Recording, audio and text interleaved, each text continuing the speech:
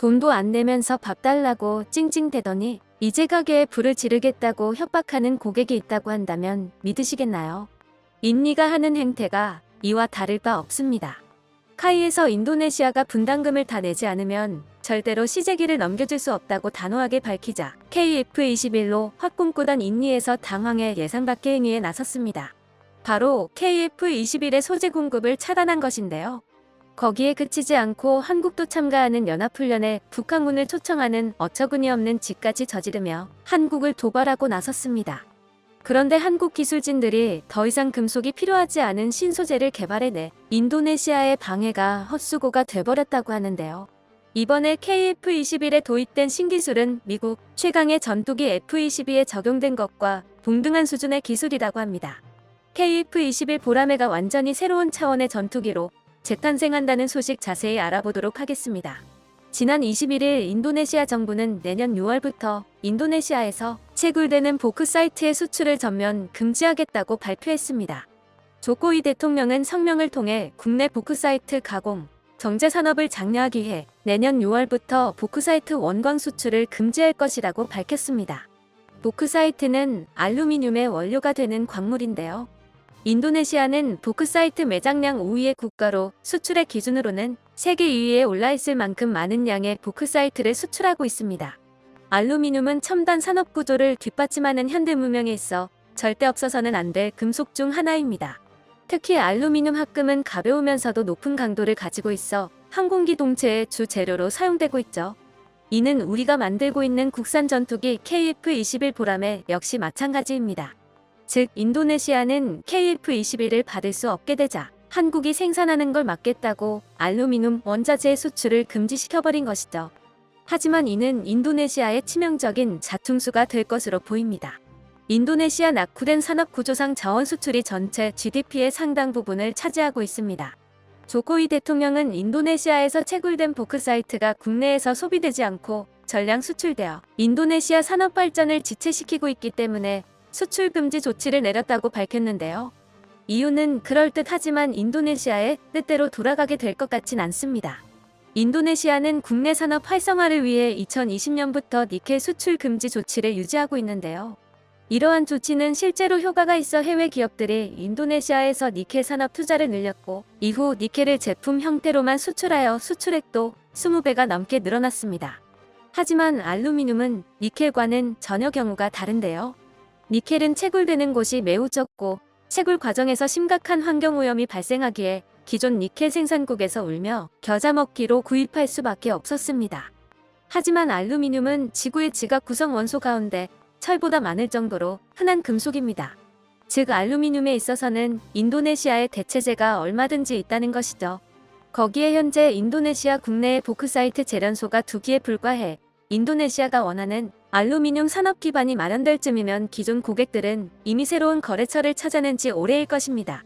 또한 EU에서 인도네시아의 광물 수출 제한 조치를 두고 세계무역기구 협정을 위반했다고 제소되었는데 WTO에서도 EU의 손을 들어주며 외교적으로 고립될 위기에 처했습니다. 게다가 인도네시아에서 진행되는 다국적 연합훈련에 한국과 함께 북한을 초대하는 어처구니 없는 짓을 저질렀다는 소식까지 들려왔습니다. 인도네시아 언론 안타라는 인도네시아 해군이 내년 6월 진행할 다국적 연합훈련에 47개국을 초청했고 그중 북한과 한국이 포함됐다고 전했습니다.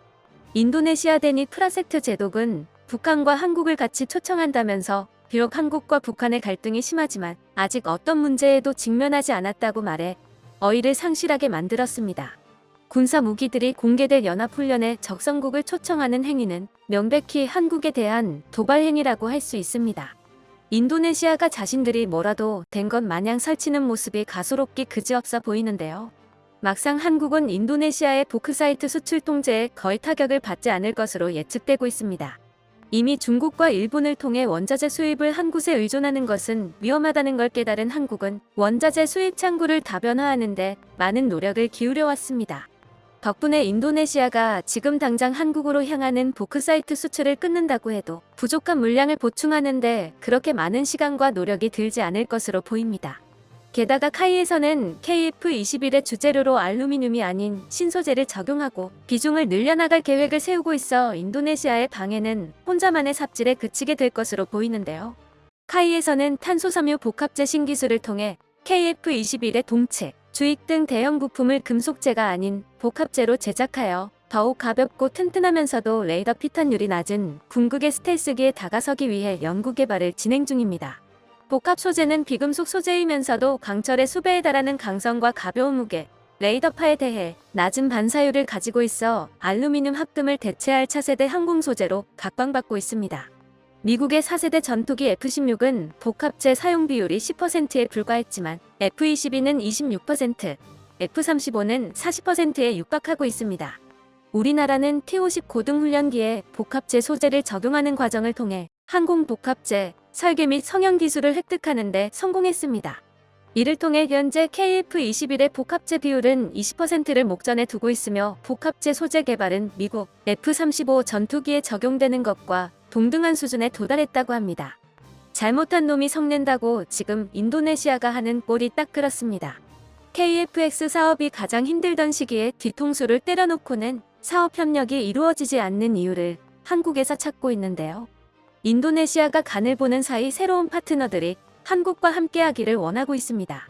형제의 나라로 급부상한 폴란드가 한국의 KF-21 사업에 함께하기를 바란다는 건 익히 알려진 사실이었는데요. 최근 폴란드 최대 방산업체인 PGZ의 회장이 직접 KF-21 프로젝트에 참여할 수 있으면 기쁠 것이다. 한국에서 KF-21과 같은 새로운 세대 전투기 연구개발 사업에 폴란드가 일정 부분 책임을 맡도록 한다면 영광일 것이라고 밝혔다고 합니다. 폴란드 측 고위 인사가 KF-21 사업에 참여할 의향을 공식적으로 밝힌 건 이번이 처음이었습니다. 폴란드는 인도네시아와 매우 비교되는 사업 태도를 보여주고 있습니다. 별의 별 핑계를 대며 분담금 지급을 미루는 인도네시아와 달리 폴란드는 지난 30일 계약금의 30%인 1조 2천억 원을 선수금으로 지불했었습니다. 통상적으로 무기 수출 계약의 선수금이 10% 정도의 그마저도 1년 정도 여유를 두고 지불하는 게 일반적인데 폴란드는 한국이 보여준 배송 속도에 감탄하여 무기 대금을 일시불로 질러버릴 듯한 모습을 보여주고 있습니다. 덕분에 카이에서도 폴란드를 믿을 수 있는 파트너로 보고 향후 KF-21의 개량 사업에 함께하고 싶다는 의사를 밝혔습니다.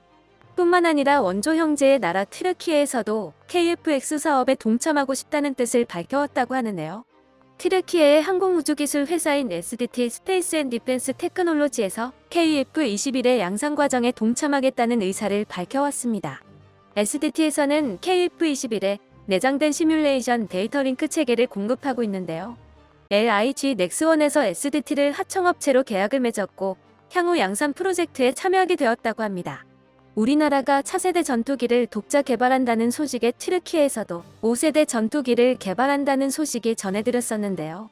실상은 정치인들의 실적 부풀리기용으로 겉껍데기만 그럴듯하게 만들어진 종이 비행기였다는 사실이 드러났었죠.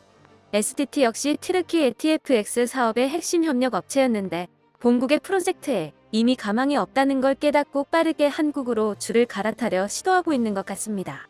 인도네시아의 바람과는 달리 KF-21 개발은 순풍을 타고 있습니다.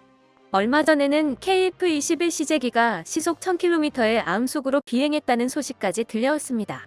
시험 비행을 거치며 KF-21의 비행 속도를 점진적으로 늘려나고 있는데 음속 도달까지 단 한 발만을 남겨두고 있는 것이죠. 새로운 소재 도입과 함께 KF-21의 국산화율도 점점 퍼센티지를 늘려나가고 있습니다. 현재 KF-21의 부품 국산화율은 65%로 알려져 있는데요. 이는 1호기 기준으로 현재 CJ 6호기까지 조립이 완료된 상태로 국산화 비율은 더욱 높아졌을 것으로 예상되고 있습니다. 국산화를 이루어내지 못한 나머지 30%는 KF-21의 엔진이 차지하는 부분인데요. 현재 KF-21 엔진의 국산화 비율은 40% 정도라고 합니다. 이는 T-50 고등훈련기의 엔진 국산화율이 35% 정도인 걸 감안한다면 놀랄만한 국산화 속도를 보여주고 있는 것이죠.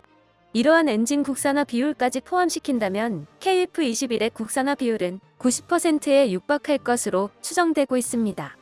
한화에어로스페이스는 엔진의 완전한 국산화를 위해 다양한 프로젝트를 진행하고 있는데요.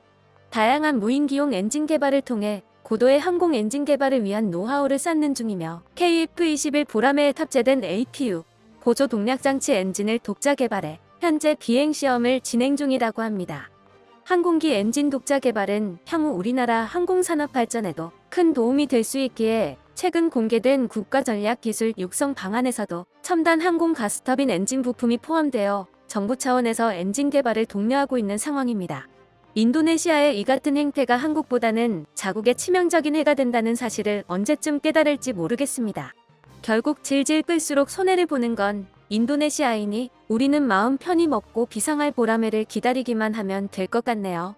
오늘도 대한민국의 날개를 펼치기 위해 최선을 다하고 있는 우리 기술진들에게 응원을 보냅니다.